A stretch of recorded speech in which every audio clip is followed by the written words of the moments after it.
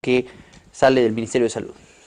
Bueno, el Ministerio de Salud ha puesto un numeral 11 en la lista de patologías que dice cualquier otra patología materna que ponga en riesgo, etcétera. ¿Y por qué aparece este numeral 11? Simple, porque en este numeral 11 están todos los casos de salud mental. ¿Qué significa? Pero ellos han dicho que no, que el tema de salud mental no se aprobaría. Eso no es cierto. Acá está el informe del Ministerio de Justicia sobre este tema. Pues todos estos temas se inician siempre en los gobiernos con un informe del Ministerio de Justicia. Ahora, pero expliquémosle bien a los televidentes exactamente a lo que usted va, que es el tema, si hay un daño psicológico a la madre, un trauma, digamos, que puede sucederle por este embarazo, ¿se puede dar el aborto terapéutico? ¿Eso está estipulado en la norma? No, no es el caso. Entonces, ¿qué agarra y dice el informe del Ministerio de Justicia? Que se incluya en la lista como daño permanente o grave a la salud de la madre, la salud mental. ¿Y por qué hace eso? Porque invoca un caso que hubo en el 2006 en que Perú fue denunciado en la Comisión de Derechos Humanos de Naciones Unidas, comisión que no es supranacional, no tiene jurisdicción sobre el Perú. Claro, es un caso en que una madre fue obligada a dar a luz a un hijo que estaba muerto en el vientre ya. No estaba. Tenía una discapacidad importante.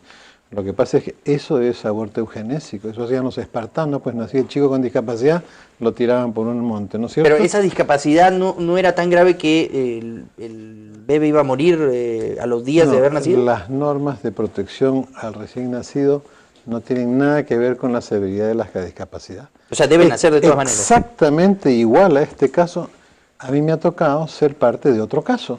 Una pareja que tiene un niño que tenía las mismas condiciones de malformación. ¿Cuál es exactamente de estas condiciones? Es una condición en que el cráneo y el cerebro se desarrollan poquito. O sea, era demasiado pequeño el cerebro para que pueda sobrevivir. Y esta pareja que me tocó conversar con ellos decidieron que su hijo nació, hubo tiempo suficiente, lo bautizaron y luego, cuando el niño falleció, lo sepultaron. Y esta familia y personas quedaron tranquilas. Pero acá, mire usted lo que dice. El informe del Ministerio de Justicia reclama que cómo es posible que a pesar que tenía un certificado psiquiátrico que decía que tenía una profunda depresión, no le permitieron el aborto terapéutico. ¿Qué le contestó el Perú a esa comisión en ese momento vía la Cancillería? Que eso que ellos decían no era aborto terapéutico, era aborto eugenésico. Pero estaban invocando una cuestión psiquiátrica. Por esa razón, en ese caso no había peligro de muerte de la madre. No, pero ellos invocaron el daño a la salud mental. Claro. Ella aduce pues que se sentía como una especie de tumba viviente, porque tenía dentro de su cuerpo un bebé que iba a morir o que estaba muerto. Ahora le cuento. En este informe del Ministerio de Justicia, y no es un asesor cualquiera, es el secretario técnico del Consejo Nacional de Derechos Humanos. Ese consejo fue el que vio ese caso y construyó la respuesta del Perú a Naciones Unidas. Este año, este secretario técnico cuenta lo del caso ese y omite poner en el informe qué le contestó el Perú a Naciones Unidas. No creo que a usted le parezca bien, tampoco a los televidentes. A mí me parece un engaño que este señor, Roger Rodríguez Santander, le oculte al ministro lo que el Perú le contestó. El ministro no tiene por qué saber. Es el mismo Consejo Nacional. Entonces, obviamente, esto pasa y luego el ministro le dice a la ministra de Salud, ¿sabes qué? Todo está bien. Y resulta que es la misma normativa, las mismas leyes, las mismas normas, y el Perú en el 2006 le dijo una cosa a Naciones Unidas cuando lo presionaba al país, y en el 2014 le dice una distinta. ¿Qué significa? Que es político. ¿No es cierto? Si no ha cambiado la legislación, es político. ¿Y por qué es político? ¿Por qué el Perú acepta que Naciones Unidas, que no es supranacional, lo presione y hoy día esté el viceministro de Salud levantando este protocolo como si fuera el estandarte del Perú, diciendo hemos cumplido? ¿Hemos cumplido con qué? Si no hay ningún mandato obligatorio. El 75 a 80% de los países de América Latina no tienen protocolo de este tipo. ¿Por qué no tienen? Porque este es un tema que las unidades de cuidado intensivo obstétrico y de recién nacido lo tienen resuelto. ¿En qué sentido? ¿Puede especificar? Bueno, el año pasado se han atendido 15 casos según la estadística del Ministerio.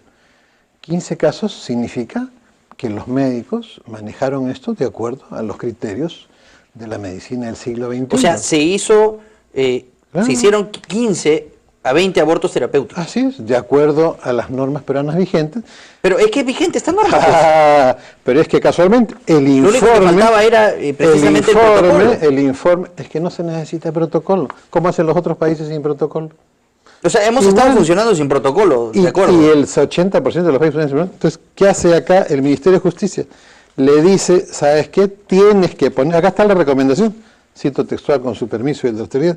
Se recomienda enfatizar en la sección X de la guía técnica para los que las patologías que autorizan la realización de un aborto terapéutico son también aquellas que representan riesgo de provocar mal grave y permanente en la salud mental de la gestante. Precisamente lo que invocó las ONGs y la gestante del 2006 y que el Estado peruano le dijo no. ¿Qué hace para engañar al ministro? No pone el asesor lo que dijo el Perú en ese entonces. Entonces, obviamente... ¿Podríamos revisar otras veces el inciso 11 de este protocolo porque... Entonces hubiera sido un escándalo que pusieran lo de la salud mental, ¿no es cierto? Pero entonces, ¿cómo lo interpreta usted que es por la salud mental? Porque una cosa es lo que manda el viceministro y otra cosa es lo que está escrito finalmente en la norma. Bueno, a ver, revisémosla. Cualquier otra patología materna que ponga en riesgo la vida de la gestante o genere en su salud un mal grave y permanente debidamente fundamentado por la Junta Médica. Cualquier incluye pues a la salud mental. Entonces, usted va a tener, le detectan síndrome de Down a una señora en el vientre y va a decir, va a poner un certificado de un psiquiatra, y de un psiquiatra famoso de repente, ¿no? ¿Sabe qué? Estoy con depresión grave. Va una chica, sale encinta por X razones, y va a traer un certificado que diga que tiene una angustia irrefrenable con delirio de suicidio. Y ya está, aborto terapéutico. Entonces, a ver si sacan este artículo que van a decir las ONGs que reciben dinero de países extranjeros para que salga esta norma. Pero ya está, ya no pueden retroceder. Por supuesto que pueden, esta es una resolución ministerial. ¿En qué país del mundo un código penal es regulado por una resolución ministerial? Solo cuando un país que se dice gobernado por nacionalistas se arrodilla ante una presión de un organismo que no es nacional. Claro, pero entonces ¿quién tiene que normar o hacer el protocolo para el aborto terapéutico? Tiene que hacer una ley o un decreto supremo.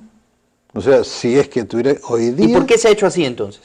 Porque hay una presión internacional de un organismo de Naciones Unidas y una presión nacional de ONGs que reciben dinero de países extranjeros para sacar esto adelante. La primera dama Nadine Heredia ha dicho que no implica que se haga cualquier tipo de aborto, como usted aduce.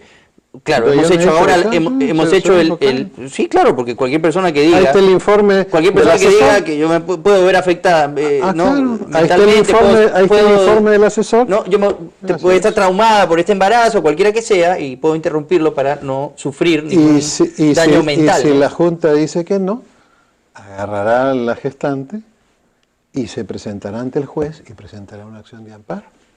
Pero entonces, y de acuerdo a las definiciones internacionales, como en el Código Penal solo dice salud a secas, según las definiciones internacionales de salud, implica física o mental.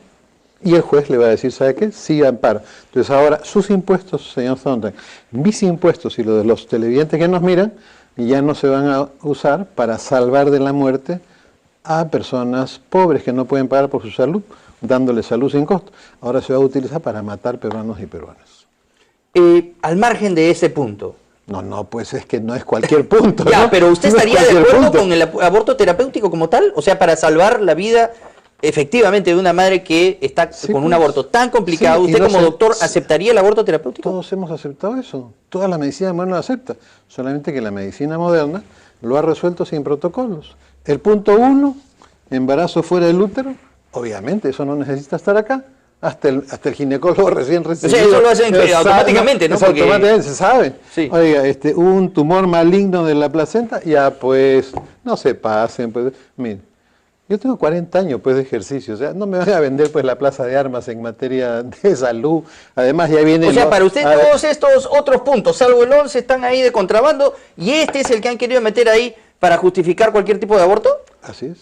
Cualquier tipo de Me aborto. atrevo a decir eso y a pensarlo. O sea, conociendo, mire usted, en el Perú dicen que hay 371.000 abortos, que se originan porque en el año 94 salió un estudio que dice, yo he encontrado registrados en el Perú 50.000. Entonces, a ver, pero no, esos no son todos. No todos llegan al ministerio. Llegan 1 de cada 10, 1 de cada 7, 1 de cada 3. Ya puede ser seamos buena gente, 1 de cada 5. Entonces, 50.000 por 5, 250.000. ¿Esos son los abortos del Perú? Y yo cuando he sido ministro he buscado la cifra de 52.000. No existe. No existe, pues, señor Sáenz. ¿No hay un estudio real de cuántos abortos se hacen? No, dicen pero que no le quepa la duda que se hacen abortos clandestinos. Pues, sí, pues. A todo nivel, además. ¿Cuáles son los abortos que llegan al ministerio? A los hospitales, los complicados, ¿no es cierto? Esos son los que llegan al ministerio. Bueno, pues, 2.000 abortos complicados cuando yo fui ministro estaban registrados. 2.000. Los multiplicamos por 10, 20.000. ¿Dónde están los 400.000?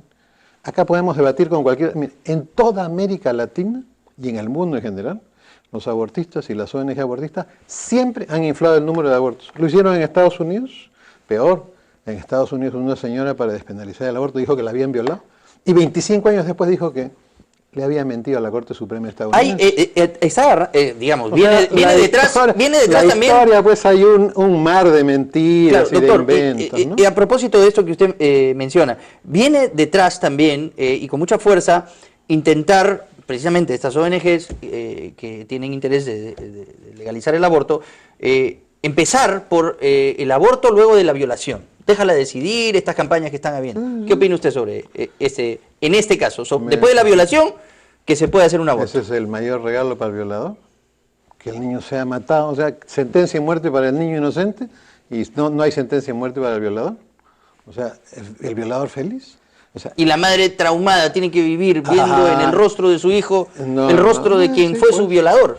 Bueno, no tiene que ver el rostro del que fue su violador porque van a nacer con una cara distinta. Esta es toda la normativa pues, que protege en el Perú a los niños por nacer.